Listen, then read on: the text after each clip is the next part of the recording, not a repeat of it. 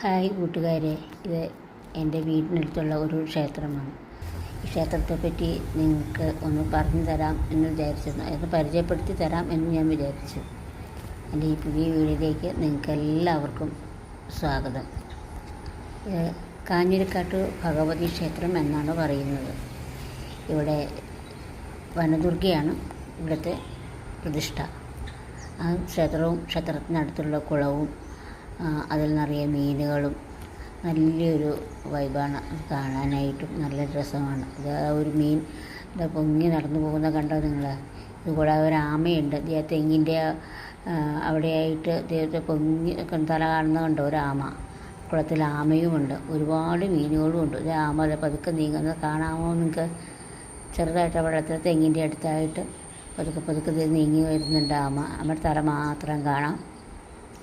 അത് ഇങ്ങനെ പതുക്കെ നീങ്ങി വരുന്നുണ്ട്.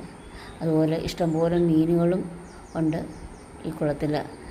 നല്ല വലിയ മീൻ. ഇത് ആമ മുങ്ങിപ്പോയിട്ടുണ്ട്. അങ്ങനെ ഇതാണ് ക്ഷേത്രക്കുളവും.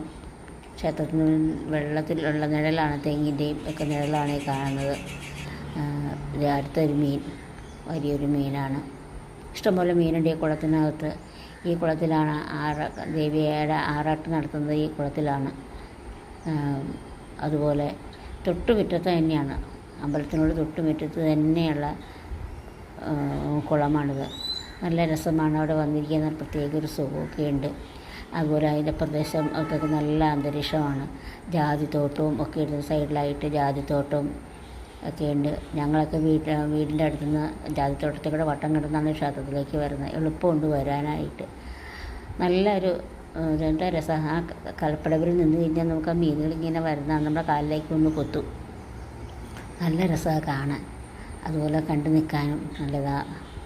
ആ വെള്ളത്തിൽ ആ മരങ്ങളുടെ നിഴലുകൾ കണ്ടോ? എന്ത് രസമാണല്ലേ, എന്ത് ഭംഗിയാണ് കാണാൻ. എൻ്റെ ഈ വീഡിയോ, ചെറിയൊരു വീഡിയോ നിങ്ങൾക്ക് ഇഷ്ടപ്പെട്ടു എന്നുണ്ടെങ്കിൽ ലൈക്ക് ചെയ്യാനും ഷെയർ ചെയ്യാനും സബ്സ്ക്രൈബ് ചെയ്യാനും മറക്കരുതേ. എല്ലാവർക്കും ഒരിക്കൽ കൂടി